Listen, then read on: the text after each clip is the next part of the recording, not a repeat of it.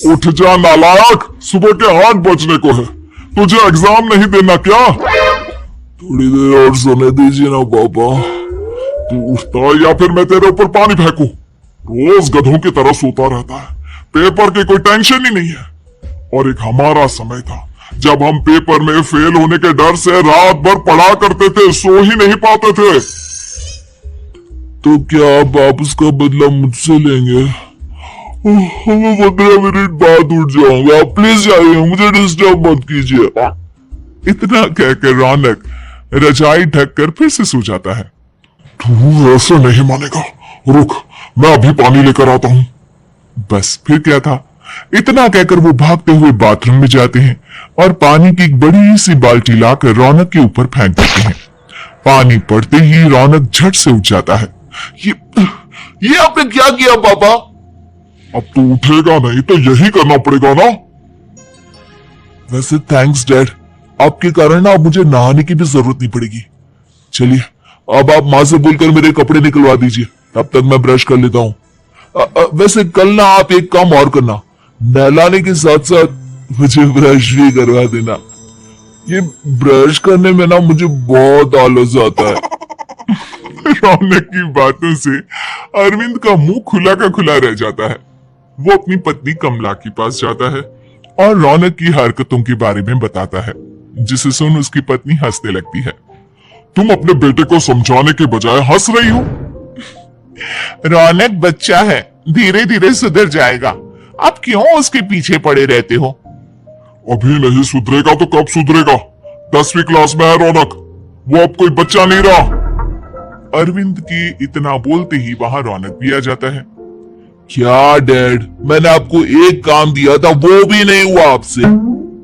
अरे क्या हुआ बेटा? माँ, मैंने डैड से बोला था कि वो आपको बोलकर मेरे स्कूल की यूनिफॉर्म निकाल दे, लेकिन मेरे पीछे पड़ने के अलावा इनसे एक काम ढंग से नहीं होता। देख रही हो कमला, देख रही हो अपने लाडली को? अरे आप चुप रहिए जी। चलो बेटा, मैं तुम्हें कपड़े निकाल कर दे देती हूँ बस। ऐसे ही साल पर साल बीतते जाते हैं, लेकिन रौनक के रवैये में कोई बदलाव नहीं आता। वो पहले से भी ज्यादा आलसी और पूरी तरह अपने माता पिता पर निर्भर हो जाता है। 2 साल बाद पता नहीं कहाँ गायब रहता है पूरे दिन, अब तक तो आ जाना चाहिए था। अरे आप इतनी फिक्र क्यों कर रहे हो उसकी? दोस्तों के साथ खेल रहा होगा, आ जाएगा अभी। ये कोई टाइम है खेलने का? 10 बजने वाले हैं, इतनी रात में कौन खेलता है? कमला कुछ कहती उससे पहले ही रौनक वहां आ जाता है। मम्मी जल्दी से खाना लगा दो, बहुत भूख लग रही है। तुम्हें तब तक खाना नहीं मिलेगा जब तक तुम बता नहीं देते कि इतनी रात गए कहां से आ रहे हो। ओ प्लीज डैड, अब आप एसी पे प्रद्युमन बनकर मेरे सर पर बंदूक लेकर मत बैठ जाना। अपनी फालतू की बकवास बंद कर और बता कहां से आ रहा है। माँ अब समझाइए ना डैड को। बता देना बेटा, इनको भी तसल्ली हो जाएगी। आप बोल रही हैं तो बता देता हूं, मैं दोस्तों के साथ मूवी देखने गया था, इसलिए देर हो गई। तो इन सब चीजों में मेरे पैसे उड़ाता है। कभी 1 रुपया कमाने के बारे में सोचा है तूने? जब देखो हवा की तरह पैसे उड़ाता रहता है। माँ अब आप इन्हें चुप करा दीजिए, वरना ना मुझे गुस्सा आ जाएगा। अच्छा क्या कर लेगा? बता ना क्या कर लेगा तू? वैसे बात तो ठीक ही है, मैं कर ही क्या सकता हूं? पैसे तो फिर भी मैं आपसे ही मांगूंगा ना। चलिए अब ये सब बात छोड़िए और मम्मी मेरे लिए खाना लगा दीजिए। अभी लगा देती हूँ बेटा। मैं बता रहा हूँ कमला, एक दिन ये ऐसे ही बिगड़ जाएगा। उफ़ो, आप क्यों इतना पीछे पड़े रहते हो मेरे बच्चे के? बात की बाद में देखेंगे, अभी आप शांति से उसे खाना खाने देंगे। अगले दिन, डैडी मुझे 10,000 रुपए चाहिए। हाँ? अब इतने पैसे क्यों चाहिए तुझे?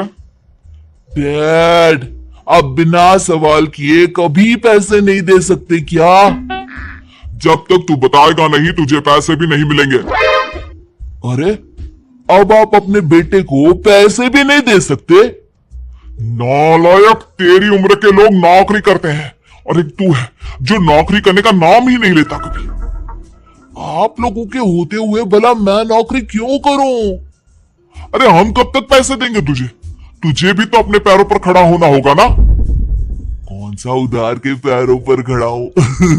अपने ही तो पैरों पर खड़ा हूं मैं। इसी तरह रौनक दिन प्रतिदिन लापरवाह होता जाता है।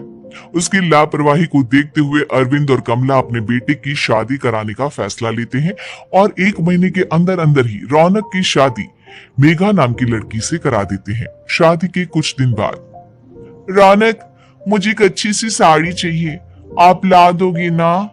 हाँ क्यों नहीं, कितने तक की आती है साड़ी? यही करीब 5,000 तक की।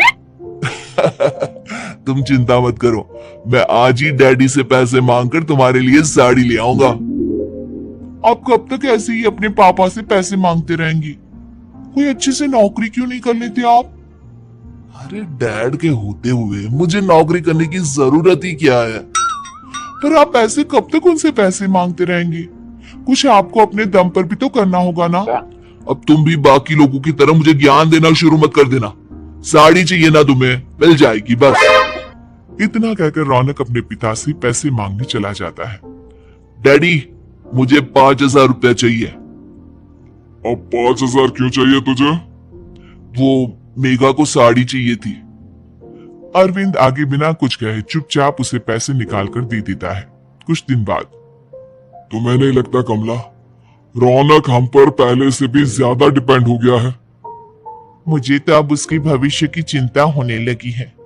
कल को हमें कुछ हो गया तो वो क्या करेगा? काश तुमने पहले ये सोच लिया होता तो आज हमारा बेटा इतना लापरवाह नहीं होता। तब मुझे कहाँ पता था कि मेरा लाड प्यार उसे इतना बिगाड़ देगा कि वो इस हद तक लापरवाह बन जाएगा। कोई बात नहीं, अभी भी देर नहीं हुई। मुझे पता है उसे कैसे सुधारा जा सकता है। कैसे? अरविंद कुछ कहता उससे पहले रौनक वहां आ जाता है और पैसों के लिए हाथ फैलाने लगता है। डैड, मैं और मेघा बाहर घूमने जाना चाहते हैं। अरे वाह, ये आज सूरज कहां से निकला है? Dad please. अच्छा चलो अब मुद्दे की बात करो। मुझे अब 25,000 चाहिए। अब तुम्हें 1 रुपया भी नहीं मिलने वाला। अगर तुम्हें पैसों की इतनी ही जरूरत है तो कोई ढंग की नौकरी कर लो। मम्मी आप कुछ कहिए ना डैड को। बेटा वो गलत क्या बोल रहे हैं? ये सब हम तेरे भले के लिए ही तो कर रहे हैं। मम्मा मैंने बताया ना आपको, मुझे नहीं करनी कोई जॉब वॉब।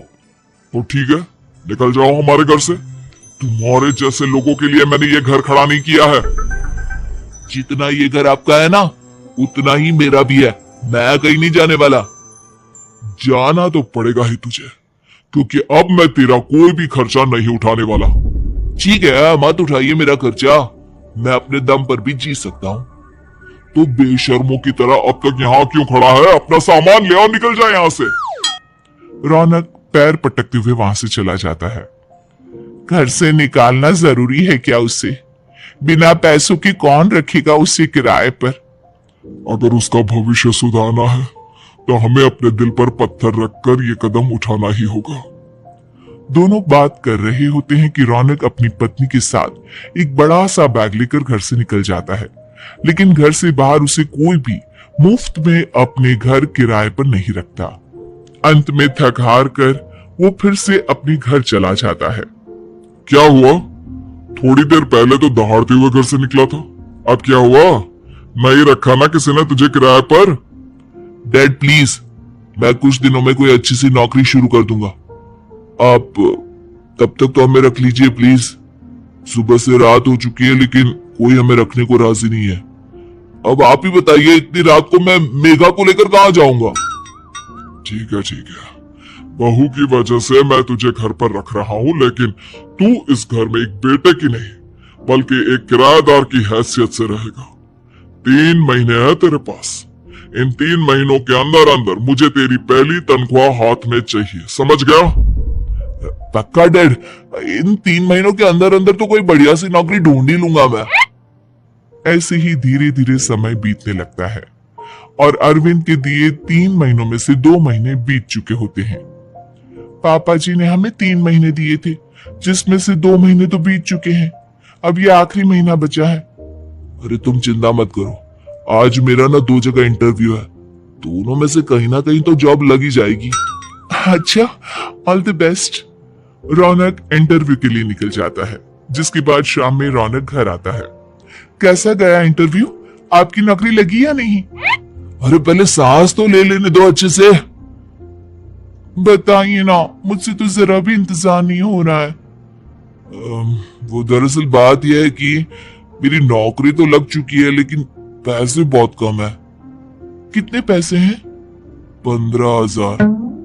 इतने में अरविंद और कमला मिठाई का डिब्बा लेकर आ जाते हैं। बधाई हो बेटा। हम जानते थे तेरी जॉब जरूर लगेगी, लेकिन मेरी सैलरी बहुत कम है मम्मा। कम है तो क्या हुआ, धीरे धीरे बढ़ जाएगी। हाँ बेटा, हम तो बस चाहते थे कि तू अपने पैरों पर खड़ा हो जाए। मतलब अब आप मुझे घर से नहीं निकालेंगे? नहीं, ये सब हमने तुझे जिम्मेदार इंसान बनाने के लिए किया था। थैंक यू मम्मी पापा, अगर आप दोनों ऐसा नहीं करते तो मुझे कभी अपनी जिम्मेदारियों का एहसास तक नहीं होता। आज आपने मुझे सिखा दिया कि इंसान का अपने पैरों पर खड़ा होना भी जरूरी होता है। इतना कहकर रौनक झट से अपने माता पिता के गले लग जाता है और अपनी कमाई की पहली तनख्वाह वो अपने माता पिता के हाथ में सौंपता है। इस तरह रौनक एक गैर जिम्मेदार व्यक्ति से एक जिम्मेदार व्यक्ति बन जाता है।